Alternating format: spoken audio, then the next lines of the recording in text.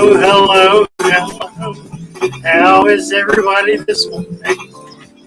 Nice to see you all. Good to be with you. Hello. We gotta shut something down here. Nice to see you all. Good to be with you. Right there. Goodness. Let's see now. I jumped the gun. I managed to, oh well, never mind. I just need to get it all together. I haven't figured out the sequence of buttons to click to make this opening work properly. It seems to escape me with some regularity. Don't quite know why. And then I sit here for 5 minutes and try to figure it out. There, Fish Forum Live. Volume is off. Live chat is on. Chevy Fish is here. Ron Dupre, Derek Thompson, the anti-NWO Fish. Who else? I said hello to everybody else that came in earlier. Those are the guys who have popped in since we started. Yeah, I know slow mode is on. I don't know how it got put on, and I don't know how to take it off. Naresh, if you can take slow mode off, go ahead and do it. We don't really need it. If we had 500 people in here, it might matter. But for 50 or 60, it doesn't make a bit of difference. It just slows things down. I think Chevy Fish is right about that. Alexander. Hello. Brad Hobbies. My video and audio are out of sync. Well, that's curious. No idea what I can do about that. Are they really? My Fish Tanks Aquatics, David Mann, Marty 80, Tommy Denda. Tommy was on here. Hail all earthworms, he says. Tommy was on here, I think, 6 o'clock this morning. Monster Fish Gal, hi Lisa. Good to see you. I don't know. I'm getting lots of advice. My problem with the advice is, by and large, I don't know how to use it. The rest said I need to be close to the microphone, so I'm close to the microphone. Chevy says I need to get rid of slow mode. I don't know how I got slow mode. Waltz through. Good morning. Nice to see you. My beard is crooked. There, that's a little better. Not much. Teresa Lovelace. Hello, Teresa. David Arms. I guess I ought to acknowledge the guys that got here before anybody else. I don't know if that's it. Can I go back that far? We did time. That's Fox, Paul Steve, Marky, 0306, Mick Gardner. Voluntarism is the answer. Tactics. Mermaid Chorus. Canestio. Mick Gardner. I'm repeating myself. Sufyan Ahmed. Joshua Miller. There. Ron, Paul, Chevy. Alex, Keelan, Chevy. Brett. And who else? My Fish Tank Aquatics, David Mann, Marty, Tommy, Chevy. I think I got everybody. Air gauge. Got the slow load off. Good. Oh, it is. It just disappeared. Slow mode is off. Wonderful. All I gotta do is get to the bottom. Now it's rocking and rolling. Canestio. I can't tell if the birds are coming from your end or out the window. I suspect both. Spring. Well, that's what I kind of wanted to achieve. A background that really is a background, but that's not distracting. Slow mode is now off. Tommy did that. I just turned my bokashi food scraps compost that hopefully will do a good soil. It stinks. Bokashi food scraps. All right. Thank you guys for the Discord link. T-Bone says, T-Bone, you need to come over to Discord. You will love it. It will be great fun. Just work on it until you figure out how to do it. It'll come to you. And it'll be neat. Because you'll be able to be there 24/7. And we've got people in the middle of the night here when it's the middle of the day there.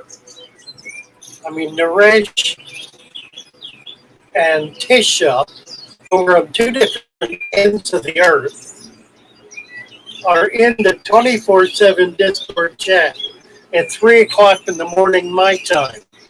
And it's the middle of the day their time. So it really is 24/7. Is Father Fish bearing up, or is it me, David Arms? I don't know. Yeah, I guess. I seem to be. I don't know what it is exactly.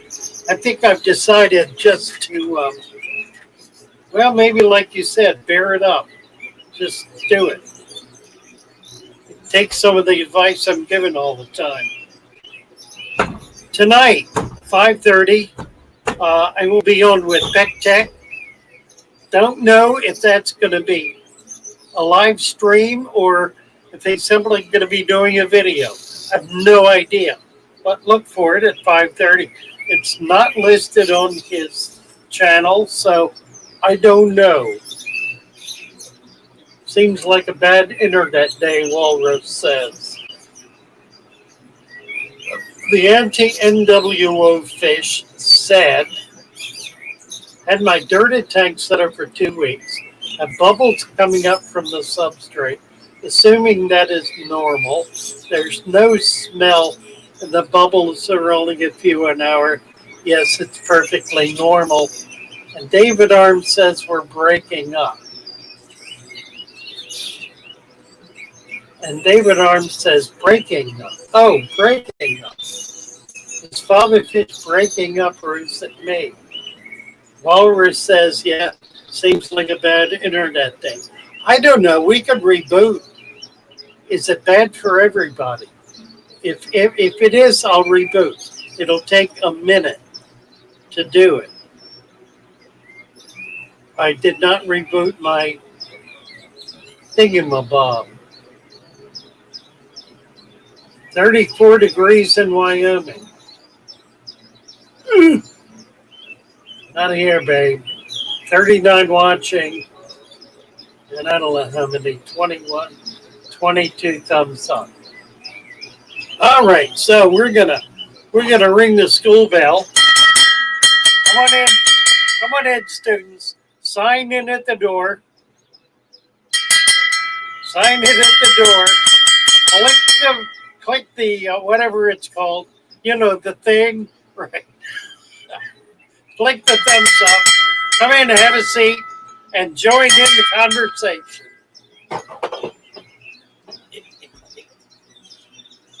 Oh, glory. Also, I have a video. Ron says it's good there. All right. Patrick Colson. Hi, Patrick.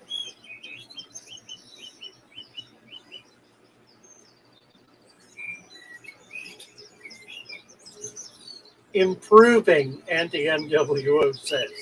Tisha is here. Hello, Tisha. T-Bone says, Father Fish, I got my order of fish today, and guess what? They sent me the wrong fish. So now I have no idea what fish I get. It's my first stuff up with my online supplier. Well, now I know you really do need to get on Discord, T-Bone, because you'll be able to post a picture of your fish there, and somebody for sure will know what it is and be able to tell you what to do about it. Glory. I know. Patient said it just cleared up. Wall Street says, I don't want to hear that. Chevy, I think it is fantastic to have 24/7 Discord for everybody. Thank you for the opportunity, Father Fish. You betcha, Chevy. And a lot of folks have fun with it. I can get on there anytime, day or night. And there's going to be a conversation going on. And there are always new people coming in. So it's really great fun. Plus, if you're having a problem and need professional help, there's a link, a channel you can click on and be able to post your problem with a picture of your fish. And there are 2 or 3 people, myself included, who will plug into that routinely throughout the day and be able to give you the kind of help you want. That way you're not going to be lost track of. We will not lose track of you or of your problem. Also, if you have thoughts about what we can be doing here on this morning chat, that'll be interesting. There's a link, a channel where you can post a chat room, I should say. A chat room where you can post that. We can post your idea of what you would like to see us discuss. So we could be discussing.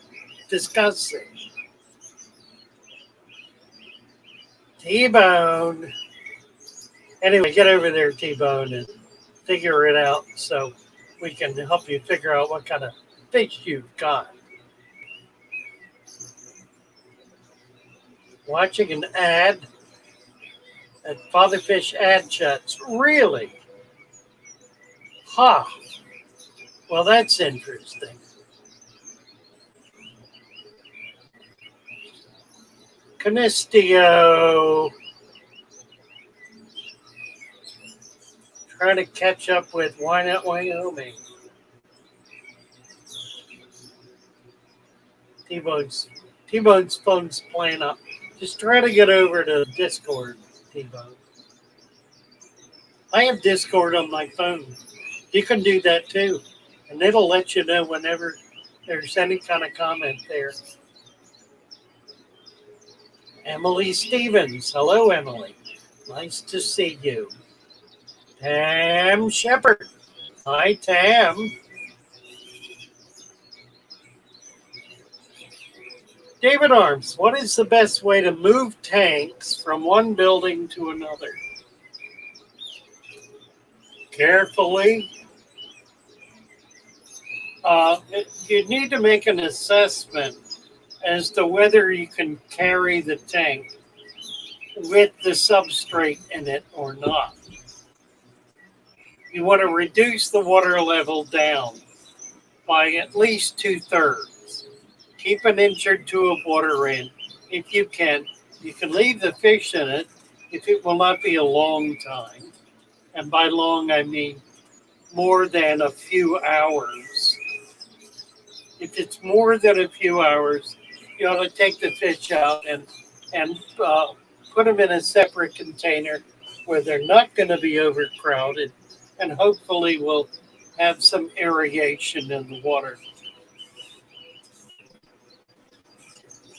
If after having reduced the water level, the tank is still too heavy, such that you have to take the substrate out, then be prepared to put the substrate back in and add an additional layer of new sand on top of it.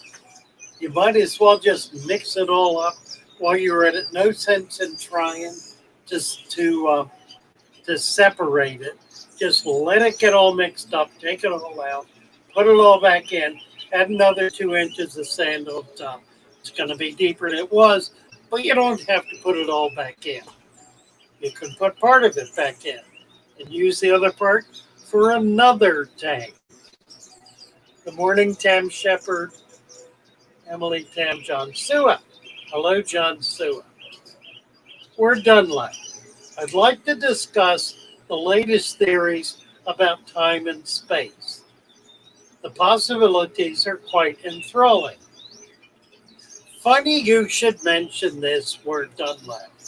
No, I'm not going to open up the chat so that you can come up here and discuss the latest theories about time and space. However, what I would like to discuss is what I am referring to currently as frame of reference. Frame of reference. What is your frame of reference? And what does that even mean, frame of reference? Well, there's a German word for it. The German word is Weltanschauung. Weltanschauung. It means worldview. Worldview. What is your worldview? How do you look at the world? What kind of picture do you have in your mind so that when you look at something, it interprets it for you? You see, it's very important. It's very important. Let me back up to yesterday. I mentioned something that I thought was interesting. Over the weekend, Michael Bellows said to me, Father Fish, what do you think about heaters under the tank? And I thought about it for a moment, short moment, 15 seconds. And I said, well, I think it's counterintuitive. Aha, he said. Aha, why is it counterintuitive, Father Fish? And Father Fish said, well, it's counterintuitive because nature does not have heat pads under the dirt. In fact, it's really quite the reverse. As you go down into the dirt, it gets cooler and cooler.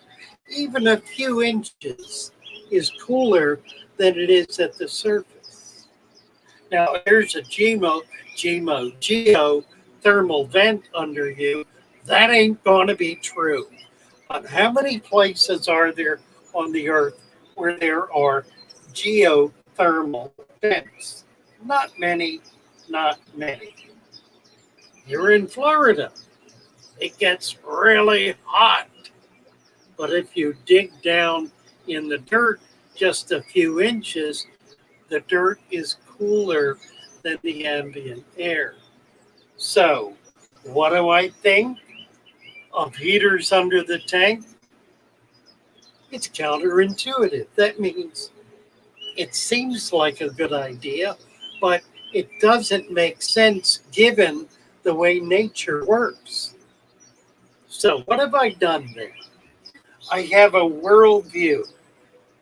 I have a frame of reference in my mind that I use to look at things and to determine the validity or the value or the significance of things. All of us do. We all have that frame of reference. We all have that worldview. We all have, think of a fish tank, a basic set of thoughts, ideas, pictures, principles, what else?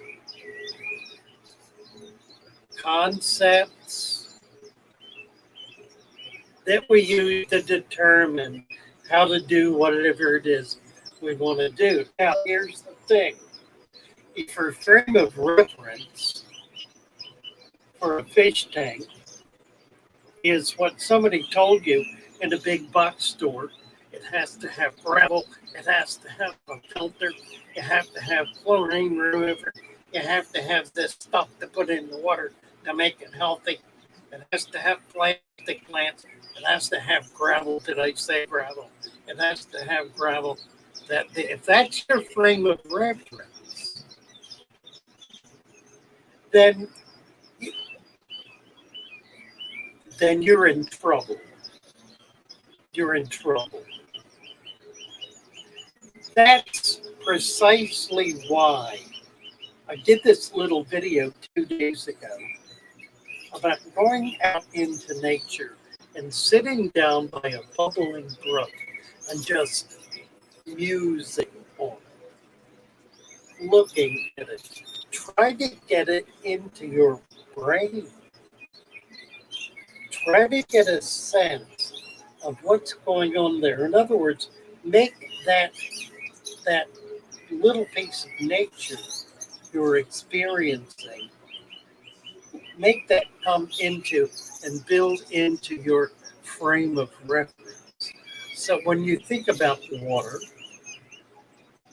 you think about the water being contained, and you think about what it's contained in. It's contained in what? It's contained in dirt. Dirt. It's contained in dirt, right? I mean, it is. All water, all over the earth. Every drop of water, every body of water, anywhere on the earth is contained in dirt. It's a bowl of dirt. So, if that now is your frame of reference, when you go about the business of setting up a tank, what are you going to do? You're going to start with dirt. You're going to start with the foundation. You're going to start with what water requires in order for it to be. And glass is not a substitute for dirt. It's not just the bowl, you see. It's the composition of the dirt. What is the dirt? The dirt is a place where lots of things are living and moving about. Remember the resurrection jar? Have you done a resurrection jar yet? Get a jar, go out in the field, pick up some dirt, put it in the jar, get a little wild water, bring it back and put it on the windowsill and leave it alone. Don't touch it. Don't touch it. Leave it alone for a month. A month. And you can look at it every day.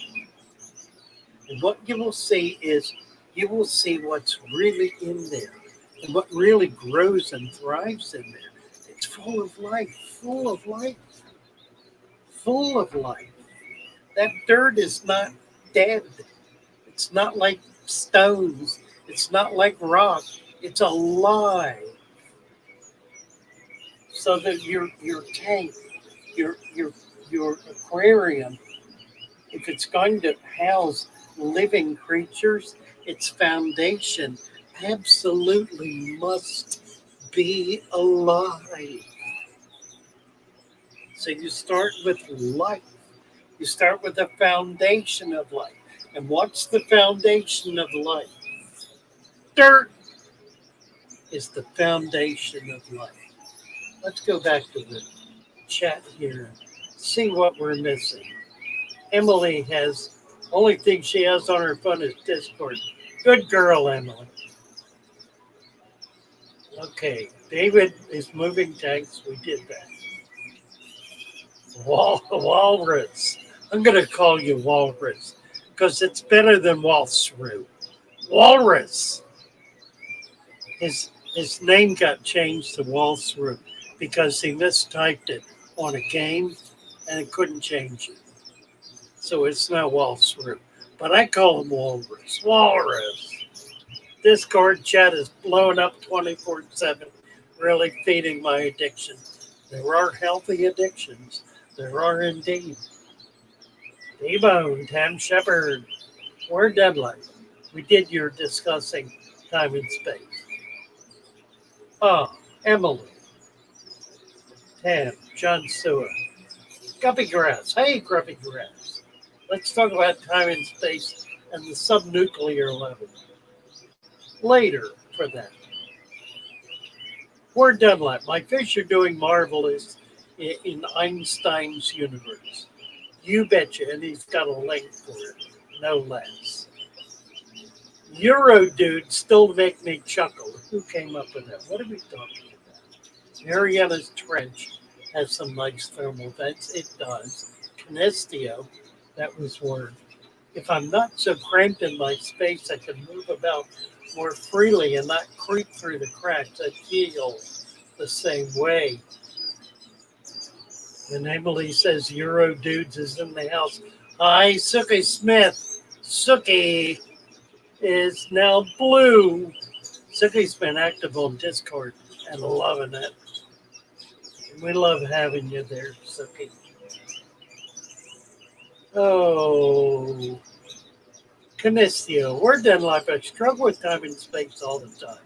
I need more time to work my small fish room, so I'm considering more space. Nailed it. Nailed it. Canisteo. Nailed it. Time and space. Time to clean tanks, space to keep. There it is. Gordon here's a who. It's word Dunlap's worldview. He's just being awfully silly today, isn't he? Just cutting up, throwing spitballs. You can see him back there in the classroom. We're going to have to do something about this. We now have not only a sand bell, pay attention, attention, quit throwing spitballs. They get caught in my teeth. Marty 80. Hey, Marty. What else? Why Not Wyoming says topics. I personally enjoy it when you go down memory lane on any topic.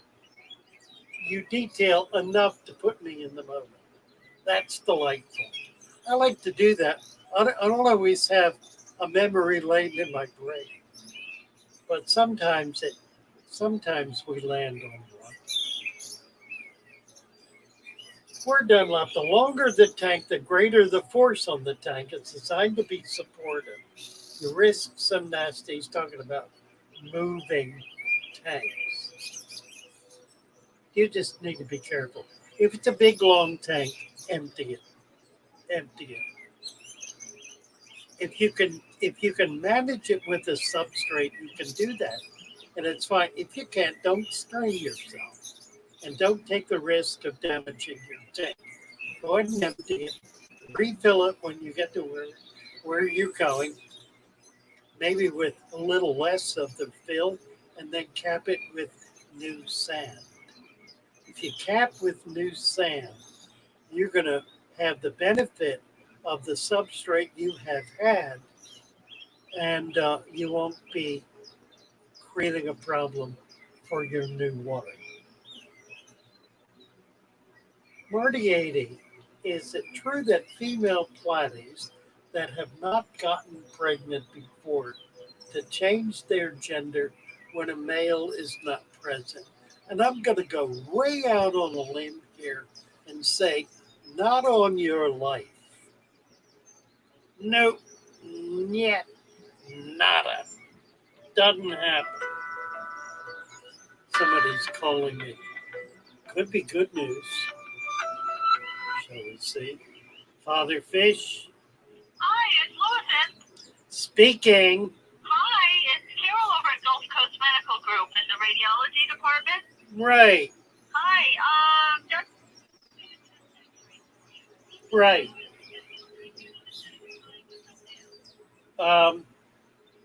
Yeah, but I can't do it today. Oh, really? No, it don't need to be. Daytime's fine. Tomorrow's when I could do it. think I could do it tomorrow. Yeah. Around noon. Will that work?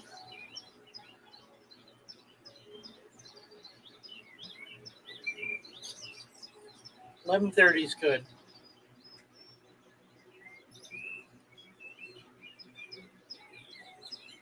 In that same building.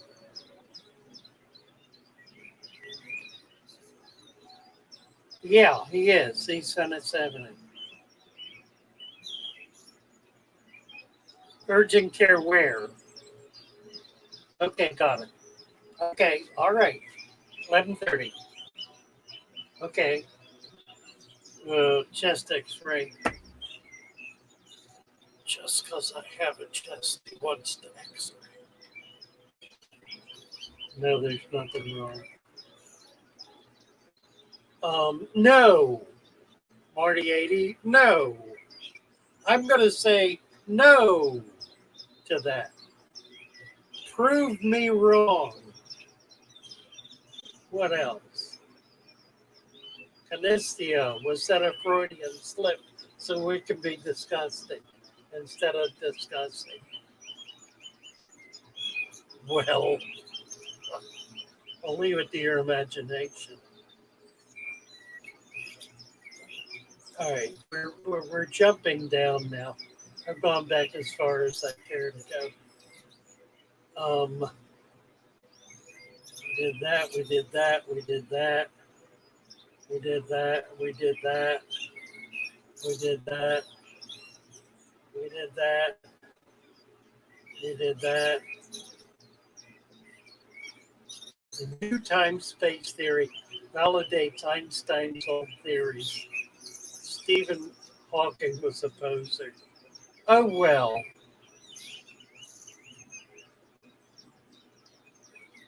Yeah, make you and me both. Somebody asked if they could visit me, and I had to put them off because I live in a room. This is the room. I do have a bedroom, but other than that, this is it. I mean, what you see is what you get. And I'm really cramped in here. By the fall, if things work out, and we can get this silly channel built to the point where it makes enough money, I'll move into a house.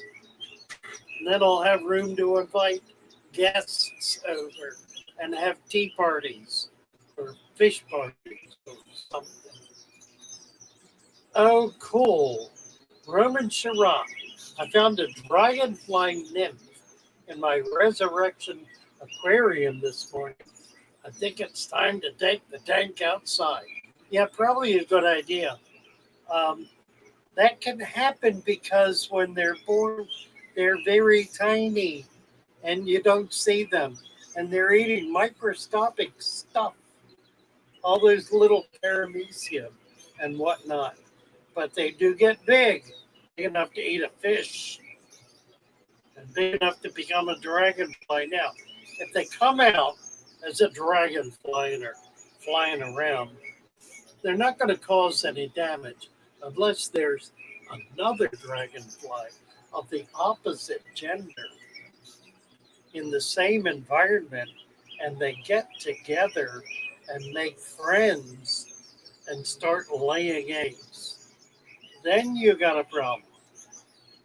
But generally speaking, you do not want a dragonfly in your fish room because it will dart around looking for little bodies of water and wherever it sees one, it tips its tail and moves on. Guess what it just did? It laid a single egg. Guess what that egg will do? Hatch. It'll hatch. And guess what that hatched egg will be? A dragon. A very tiny dragon. Like the one Roman didn't see when he brought in his resurrection tank. But now it's been eating and eating and eating. And it's gotten bigger and bigger. And now it's, how big is it, Roman? Maybe half an inch? It'll get bigger.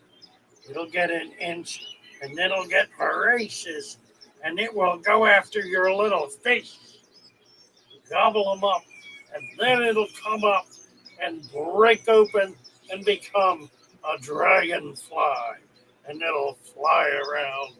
They're beautiful critters, but boy, are they a bugger in the fish tank. So, by all means, Roman, by all means, take your resurrection aquarium outside. I have a hunch it's going to become a permanent display, probably a pond, would be my guess. It will become a pond in your yard. He has a refrigerator tray that he started his resurrection system in and brought some reeds in and some other bog plants that are getting so big they're falling over. So when you do take it outside, you might consider redoing it in a barrel or a tub, or even dig a hole and put a liner in and make a pond. He says it's a good inch long. So it's grown pretty quickly. That's only been a few weeks. Pretty quickly. Elaine Weekart says some males take longer to mature than others, making it seem like they were females, but they were always males to start with. Thank you, Elaine. You're on my friends list, my BFF list. Good job. I love it when people find ways to explain that what I'm saying is true. Not that I'm suggesting you're doing that, Elaine. I just love it when it happens. Roman. What else? What else? Karuna says, Naresh, we call dragonfly in my language thump. Thump. That's a funny name. Thump. Ooh. Who's like James Handy's like, it's okay, James. We got you covered. Elliot Saunders said it was Brother Abernathy who came up with Euro dudes. We have Euro dudes on Discord.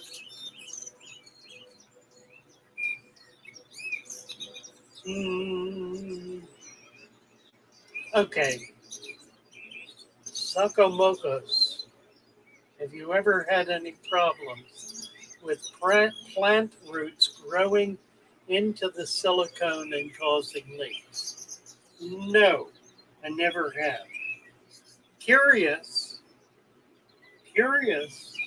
but I never have. I've never had it grow into tar either. Back when we had tar before there was silicone. I don't think. Roots growing in the silicone. Cannot say I've ever seen that. Curious. Never saw it. Have you, Sokomoko? Have you had that happen? Walrus says, 1010 Father Fish remembered this story. Chevy Fish, here we go. We're still hassling about geothermals. She was going on about coal miners yesterday.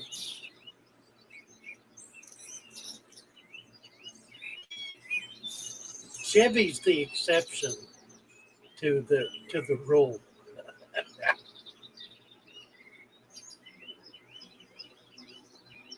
Remember what Elaine just did?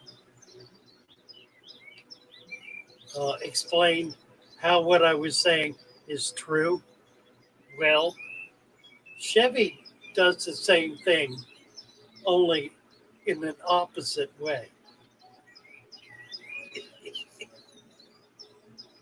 Uh, she says, actually, it gets warmer and more humid the deeper you go after the first dozen feet due to the geothermal gradient depending where you are and the seasons. Coal miners and tunnel workers suffer great. And it stops because she ran out of letters. Good thing, too. The temperature in caves is roughly 60 degrees year round. Temperature doesn't change. 100 feet down in a cave, it's 60 degrees, give or take a degree. If it's a relatively small area and you're energetically involved in things like breathing and working, then you're releasing calories into that closed environment. What does that do? It increases the temperature. That's why it's important for caves or tunnels where people are working to be very well vented, to have big fans cycling and circulating the air from the top back down in there, keeping the temperature down, or it will become sufferably hot and humid. Nevertheless,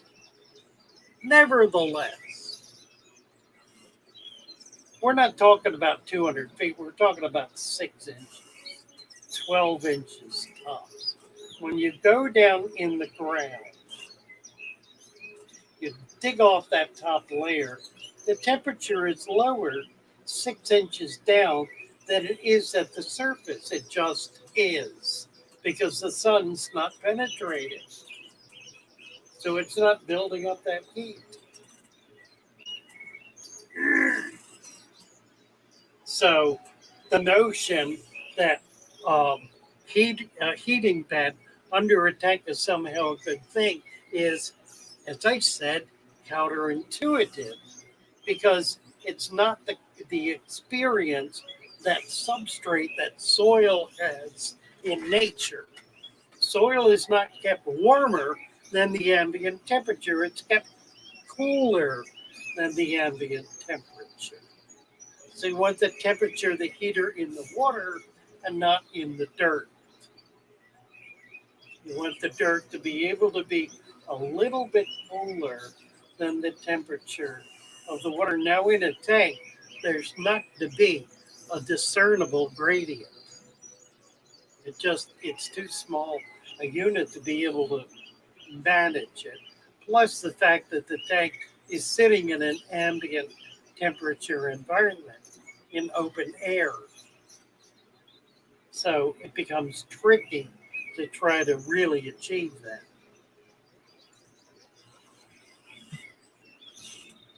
Not that I think it matters one way or the other. Oh dear. Oh dear. The the temp in those terms is relative, or Dunlop says the Chevy. Thank you, word. Just don't even try. Don't even try.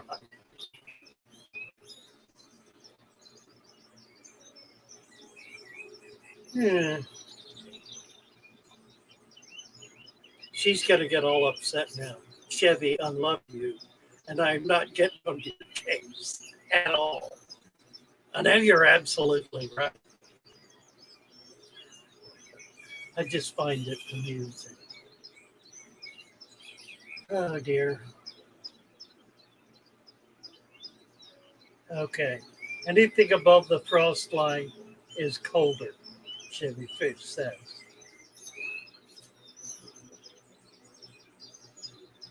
Okay. James Sandy, my local lakes and ponds get kind of nice and warm along the shore. Swim out to deeper water, it gets too cold for me to even try. Same when diving down deeper. The lower you go, the colder it gets. Thank you, James. Thank you. Deb Long. Hi, Deb.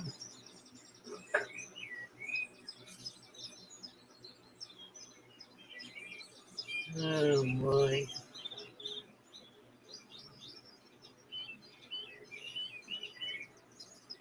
It's chilly in Pompeii. Chilly in Pompeii.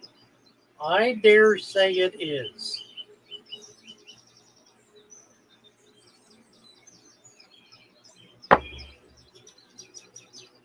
Oh, my. So, um, oh, wrong tank. No, right tank. This tank. I put a pair of Gunther Achilles in here Saturday. Got them at the auction. I saw the male the first day or two. I saw the female last night, and now see neither. There's nothing else in here. It's a 29-gallon tank, and they do like to hide. So they probably are down in there hiding. I think if they were dead, I'd see them floating on the top. And I don't see anybody floating on the top. So they're in there hiding. I'm thinking about putting some of um, the neon blue rams in, the electric blue rams.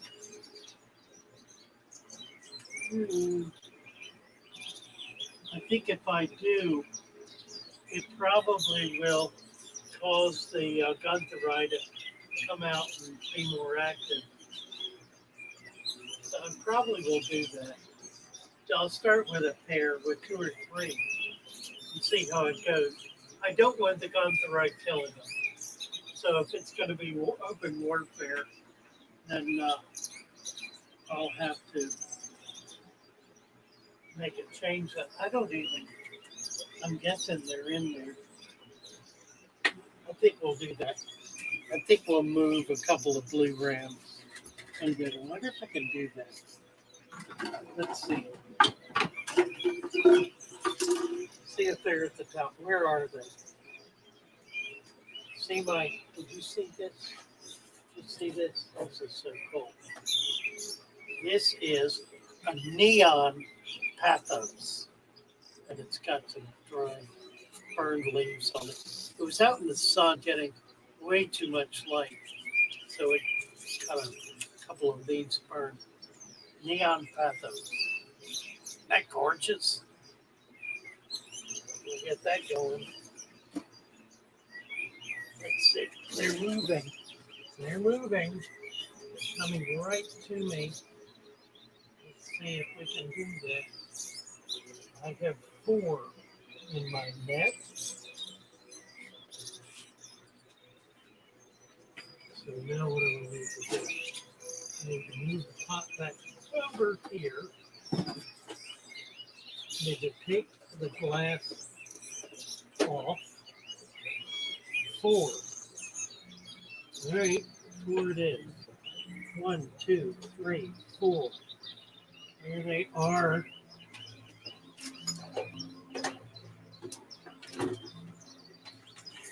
I got 8, so I've still got 4 in the other tank. 1, 2, 3, 4. Can you see them? I don't know if you can do this. Probably not. Can't get close enough. Last time I did this, I about destroyed my office. Can't see them. Can't get close enough. I need to get another camera or an extender on this so we can get a little more viewing space. By the by, There's a video coming out late this afternoon. I think it's 6 my time. It's called A Colony of Meadows. A Colony of Meadows. And it's all about these guys. There are 6 meadows in here. It's a 40-gallon breeder. 3 males and 3 females. They were over here this morning in this corner. They're not now. But they're in there. They're all kind of spread out right now. But the video shows them being friendly, sort of. Now, I'm not making any claims for this. In point of fact, I know perfectly well that you cannot put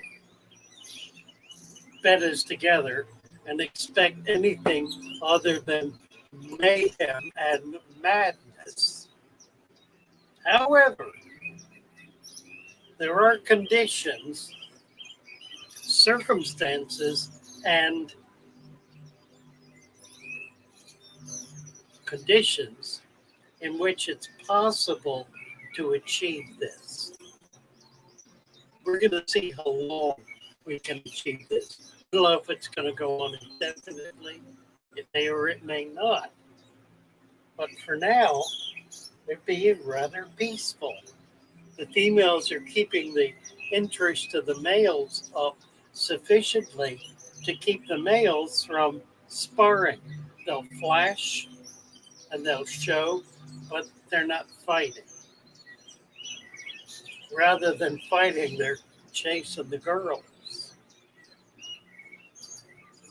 There is, as I said on Discord about it, there is a secret to this.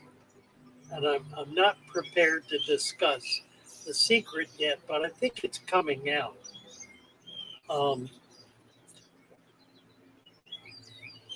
Some of the ladies on Discord last night kind of put their finger on it. Were able to describe the circumstances in which this kind of thing can take place.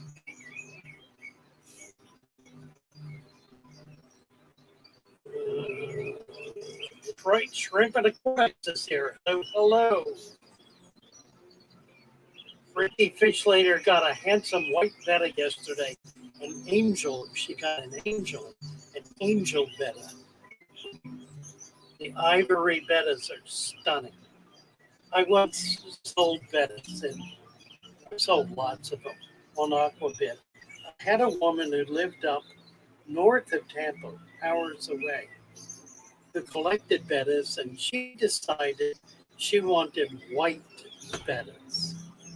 And I began finding white bettas. I found dozens and dozens of white bettas. Then I went up to visit her. She had 9 children, this lady. She had betta bowls all over her house.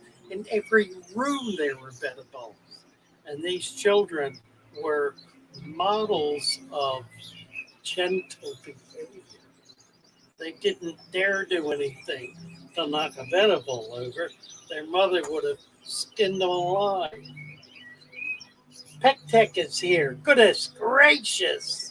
Hello, hello. How are you? Nice to have you with us. Let's see if he said anything. Pet Tech, you want to come up for a minute? I can post a link. Let me see. I got to get to the links here. Here we go. Let me get a link.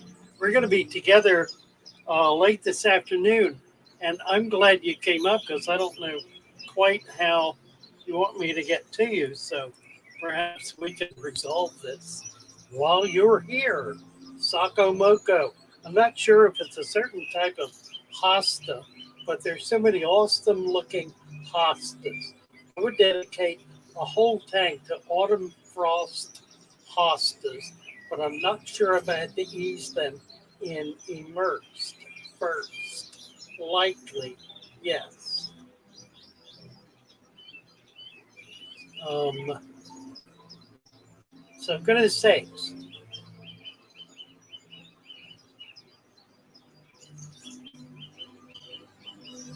Uh,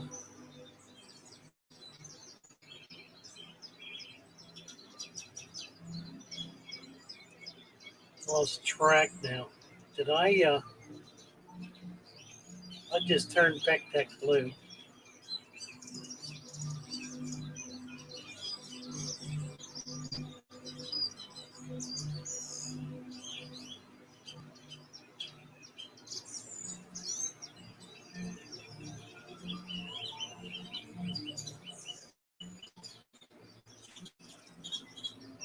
Oh, he's at work. Oh, okay. Um, send you a link after lunch. Great. Thank you very much.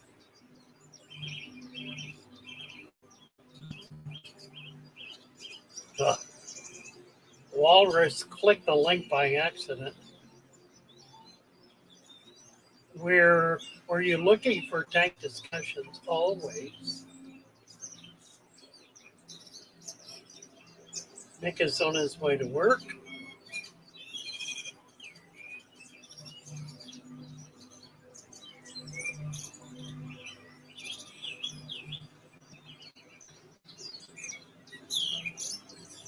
Thanks for popping in, Tech. Delighted to have you here. And I'm so looking forward to being with you this afternoon. It's going to be great fun. Ames Spiritfish. Hello, hello. Nice to see you. Good to have you with us. Let's see where we're at here. We've got 56 watching, 22, so we can get the thumbs up, 44, 45, and 56. A little shy, not much.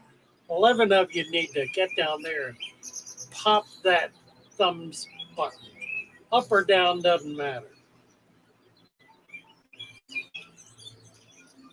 Where Dunlap is out of Anderson. I figured there was something going on.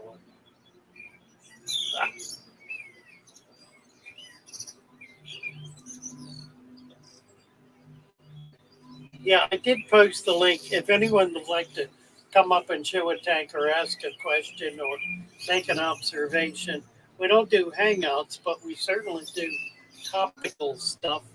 And if you've got something in mind you'd like to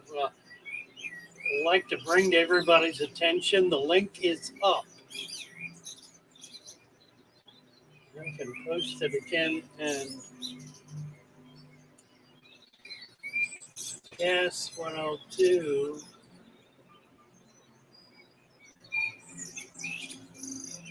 is pinned. So I got the link pinned. Marty, hi Marty. Late afternoon at Tish's. Ames Spirit Fish. David Fellows. Hi, David. Good to see you.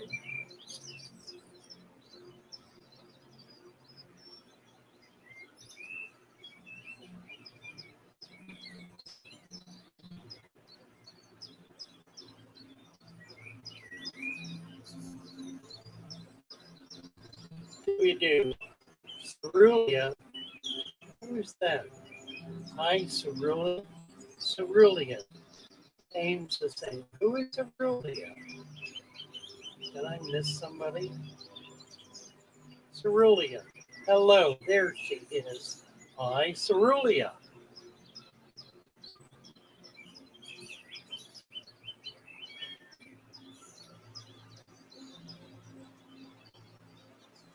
The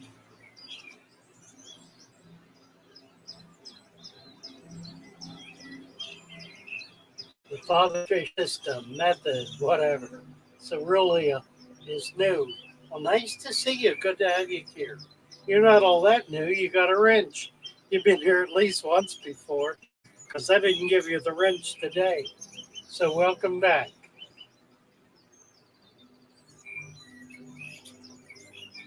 What's this afternoon? Going to be with Tech at 5:30 my time, and I'm assuming if you're still here, is this going to be a live stream or are we going to be doing video? He may be gone. I think it's live stream. Got your wrench yesterday, Cerulean.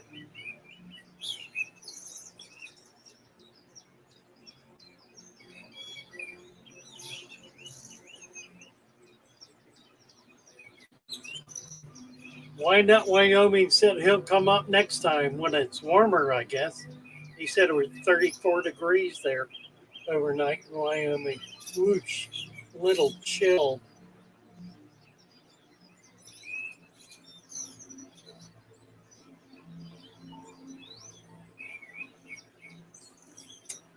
Herbine, thinking of getting some auto sinkless. How many should I get for a 15-gallon? Also, what's the best food for them? Since from what I've heard, some are very picky. They're not really picky. I would not worry about food. They're primarily an algae eater. So you really don't need to worry much about food at all. For a 15-gallon tank, that's what these tanks on the bottom are. I don't know, two or three or four, somewhere between 2 and 4. They're little, so you can do a few more, 2 to 4, depending on how your tank is set up. You might start with 2, and if it works out, add 1 or 2 more.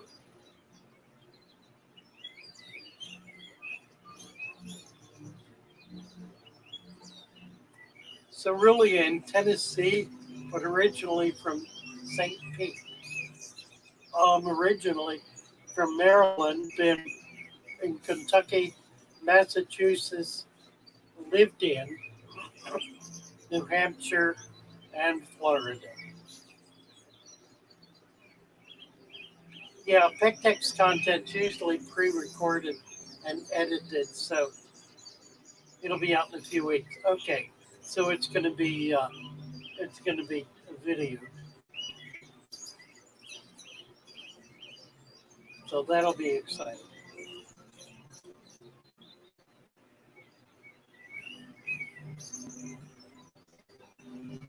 Not live. Okay.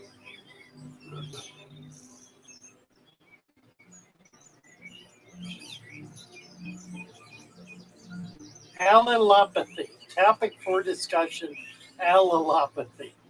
I love allelopathy. Y'all know what allelopathy is? Allelopathy. It is plant warfare. Plant warfare. Allelopathy. Let's see if we can get a...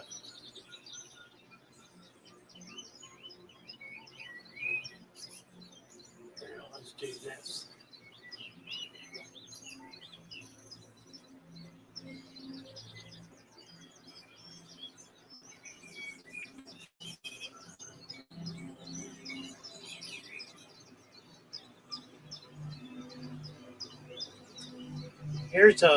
Here's a scientific definition of allelopathy. It is a biological phenomenon in which an organism produces one or more biochemicals that influence the germination, growth, survival, and reproduction of other organisms. These biochemicals are known as allelochemicals, aminochemicals, and can have beneficial, positive, or detrimental, negative effects on the target organisms and the community. It's a survival mechanism that allows certain plants to compete with and often destroy nearby plants by inhibiting seed sprouting, root development, or nutrient uptake. Da-da-da-da. It's one plant suppressing another.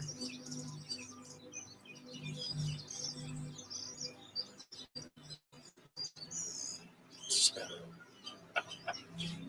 there you go. Allelopathy. I don't know that I have ever experienced allelopathy in an aquarium. And I don't know that I would know if I had. I mean, that's kind of the problem. If a plant dies, why did it die? Did it die at the hands, if you will, of another plant? Or did it die because it didn't like where it was?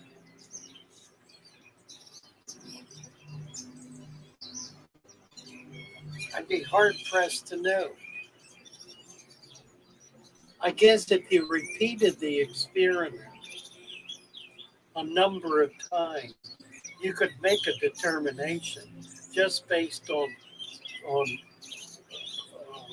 statistical persistence. If you put two plants together and one dies, you put them somewhere else, same one dies. Somewhere else, same one dies. You begin to get the idea that they don't like to be, that this one doesn't like to be with this one, and that this one is killing this one. So that would be one way to know, or at least to have pretty good understanding. I don't know that I would ever know. I mean, as a casual fish keeper, and I'm a casual fish keeper, I'm very casual about my fish keeping, actually. Um, I try to be informed, but I'm casual about it. I'm not uptight and neurotic about it. I just do it because it nourishes my observational skills. I like looking at them and seeing what they're doing, like this colony of bettas, which I know I'm going to catch a world of flack over. But I just kind of like doing it. It didn't happen deliberately. It sort of happened by accident. I, I, I had a little blue betta that I was sure was a female, and I put it in there with male and another female, and it started flaring and acting like a male. Except they weren't fighting; they were kind of alongside each other, flaring but not fighting. I thought, wow, that's interesting. So I put another male in. Same thing. I've got three, probably four males in there, and at least three females. And there's no aggression. Well, I can't say that. Day one, there was a dead fish. I don't know how or why it died. I'm pretty sure it was killed, but it happened very quickly. So it may have simply not liked where it was, had another kind of problem, died, and started getting picked on. I don't know. I did not see it fighting, so I don't know. And I haven't seen any others fight. But I got a video coming out tonight. You'll see it. And we'll be talking about it. We'll be chit-chatting about a betta colony. And I've determined, I think I know how I can do this. I think I know how I can actually maintain and market colonies of bettas. Now, is that mind blowing or what? I mean, how many of you are prepared to spend $100 for five bettas? Might be six at least. Five bettas, two males, three males, two females, whatever. That kind of mix. They will come in separate bags, and you put them in a tank together, and you observe them, and they will, with 99% certainty, not fight to the death or even beat each other up. Now, I know how to do this. I've been doing it for many, many years without even really thinking about it and realizing what I had my hands on. So we're going to give this a shot. We'll see how this goes. We'll do a trial balloon. We'll maybe get some out to somebody so they can try it. And we're going to create beta colonies. Beta colonies. That'll work their brain, won't it? A beta colony. Mercy. Thank you, Brad. Jungle Val grows great with crypts and swords. You betcha it does. In one tank, right, Ames? In one tank.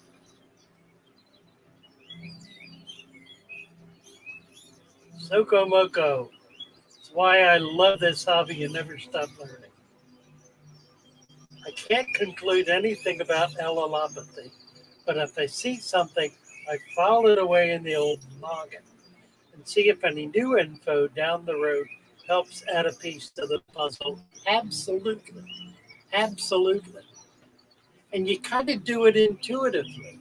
You just get a sense of what it is you're doing here. And the experience itself enlightens the memory, causes the memory to come forward, which informs the experience. And so you have then a greater body of knowledge, frame of reference. Out of that, you develop a frame of reference. So a frame of reference doesn't come by reading the book. It comes through experience, through building experience. And it comes with that experience meshing up against resounding, circulating, becoming part of a current experience, informing it, or being informed by the current experience, such that the frame of reference in time takes on a kind of solidarity, a kind of picture that allows you to evaluate what's happening in the context of the framework of your total life experience. Frame of reference, Weltanschauung, worldview. Blick, used to call it blick. One's blick, B-L-I-K.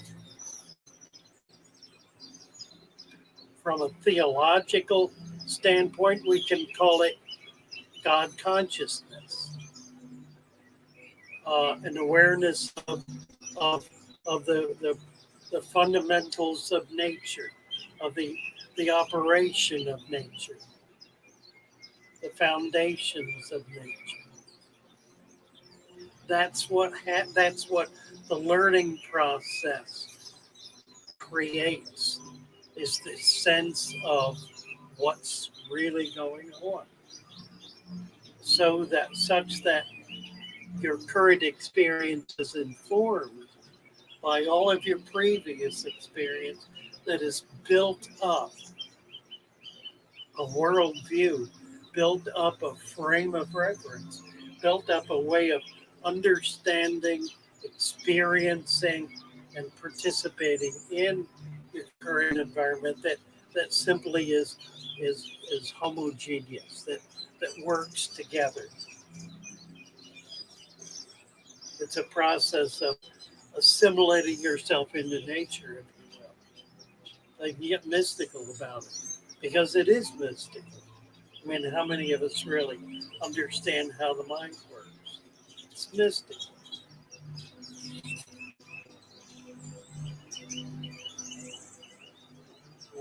Chevy Fish talking about money. That's curious.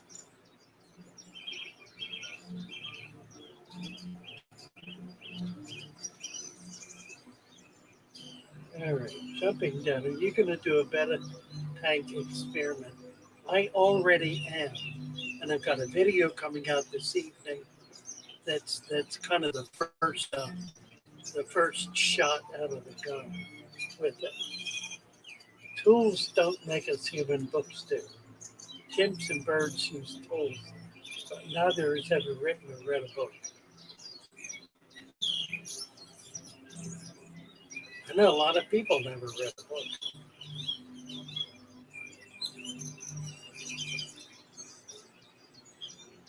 I love what a past judgment. Enough for that. Thanks for your help on Discord. Tebow says to Brad. Yes, Brad's big on Discord.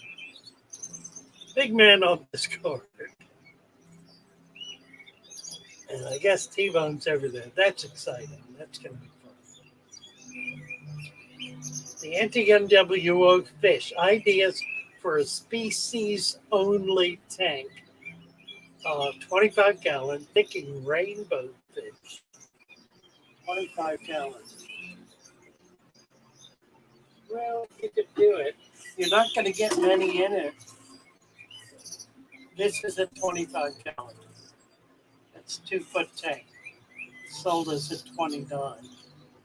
But that's about what you're talking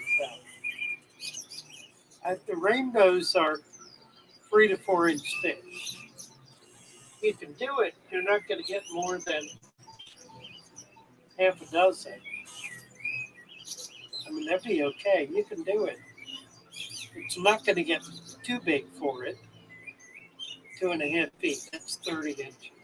So it's a little bigger than this. These are 2 foot.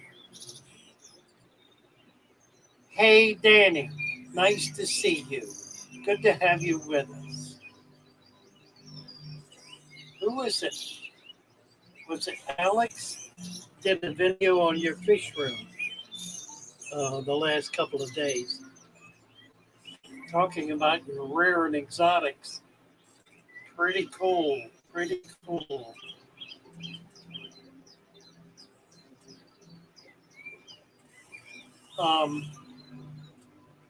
I would go from there, go down.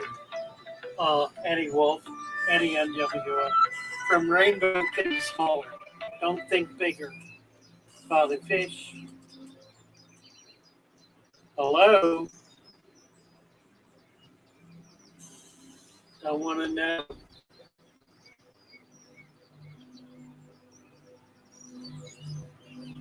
That looked pretty cool.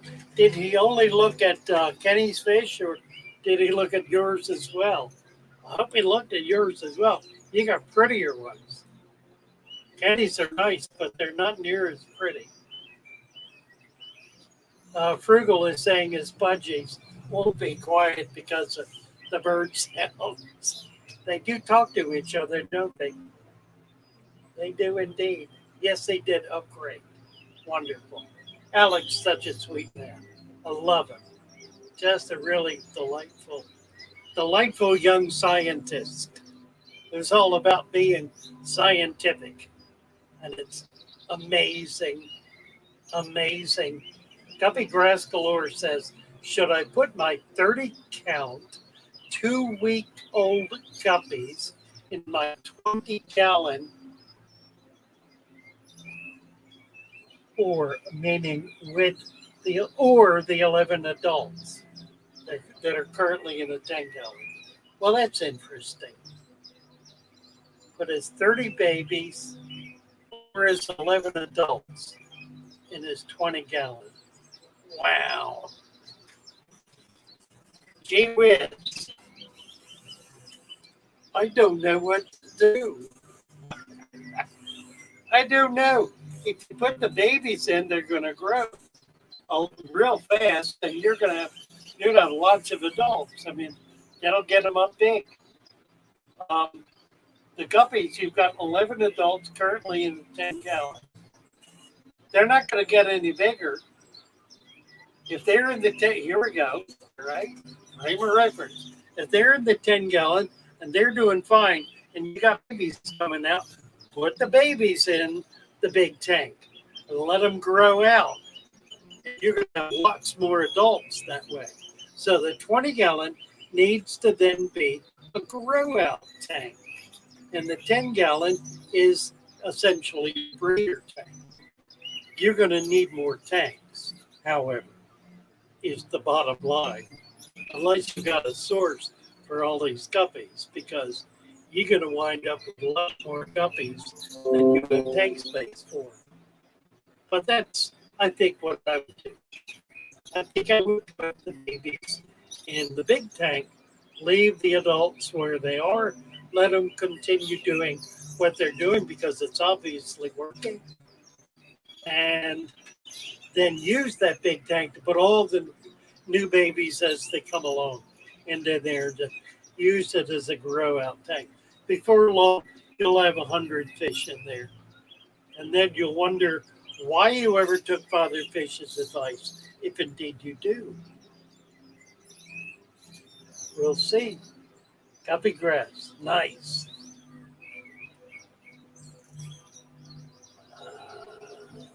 Oh, local fish store said they would purchase them. So great, grow them out and move them on. Sounds perfect. Setting up new tanks. Good man. Sokomoko, have you had any fish crossbreed that you didn't expect? My silver teams keep trying to breed with a female black neon, but is it possible? No. I have had cichlids cross. I've had a lot of cichlids cross. In point of fact, that's what the flower horn is. It's a crossbreed of a number of different Central American cichlids. One of the more interesting ones that is crossed a number of times is the red-bay snook, which is in itself a really pretty fish. It's a game fish. Gets kind of big. But I've seen it cross with a number of different kinds of Central American cichlids and produce some very interesting offspring. Beyond that, not much. That's probably the most common cross is the Central American cichlids. Oh, mermaids, good job. Just had a bunch of cories hatch. Also, baby mollies left and right. Oh, that's wonderful. Baby cories are so cool. You do need to keep them separate because they will get eaten up by bigger fish. But boy, that's wonderful to have a whole school of scurrying cories in the bottom of your tank. Good job with that.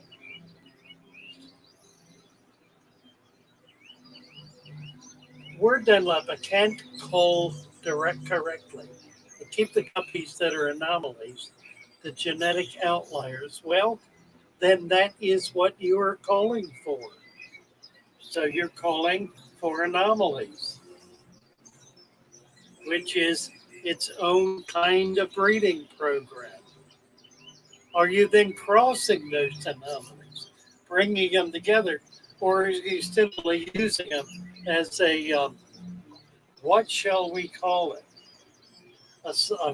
A freak sideshow? I mean, what is this? Word Dunlap, after all. Are you doing a Barnum and Bailey sideshow here? And I have a fish that's got 6 fins and 3 eyes? And put it on display, maybe 2 heads and 4 tails. What's your game plan?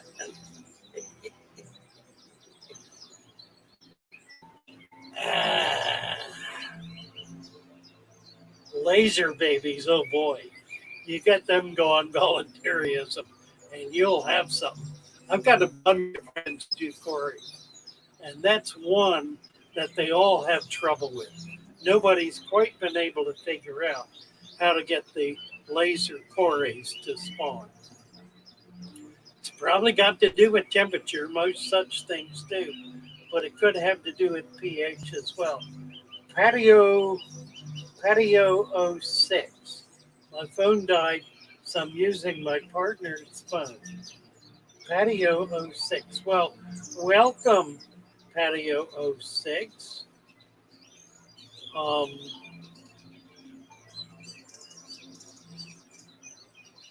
we're going to make you a moderator. Turn you blue just for coming in the last 5 minutes. Nice to have you with us. What else? Baby Corys are the cutest. They absolutely are. Oh, neat. Guppy Grass says a male guppy that's white, yellow, with turquoise. Handsome fish. Sounds like we need pictures.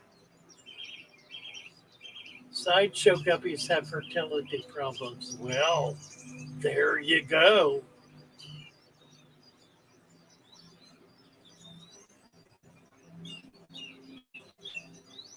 Volunteerism. Does anyone have experience with outdoor monocas? Hoping to breed them, but it's been cool this spring. What should I be doing? I have not.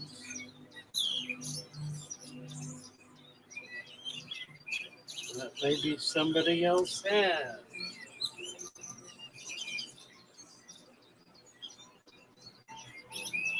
Um,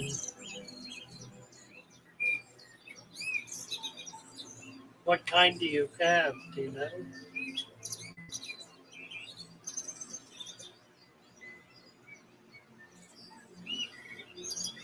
I've not bred them. I've kept a lot of them, but I've never bred them. They like cooler temperatures, so you ought not have a problem. You ought to be able to get them going outdoors. Here, Madako's on the balcony of a Japanese garden, keeping simple fish.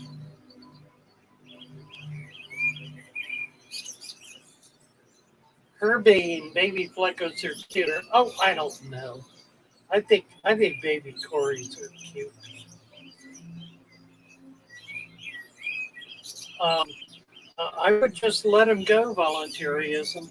If you've got a healthy environment, I don't think you're going to have any trouble getting them to spawn. It may need to be just a degree or two warmer.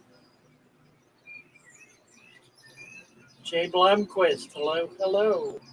Good to see you.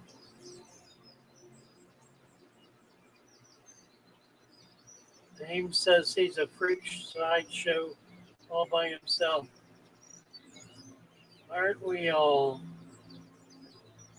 We're Dunlap's Addison has arrived. Yeah, it's 10:58. Right on time. All right, my friends and loved ones and others. Delightful to be with you. What have I done here? I've not been looking. We've all been watching the chat, haven't we? Most peculiar. Well, it's probably more interesting. See the chat. See the chat on the chat. Most people don't look at the picture anyway. They just look at the chat. I need to figure out how to get the chat alongside the picture. Oh well. It's 10:59. It's time to move along. We have a whole day in front of us, and I've got to drive an hour and a half to get boxes because I'm out of boxes, and I got people ordering fish, and I can't ship them because I got no boxes. So I'm headed out to get boxes. Let's see what I've been watching. This is what we've been listening to.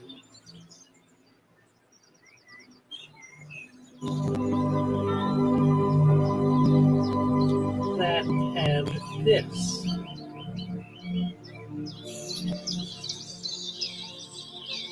The birds and the tunes.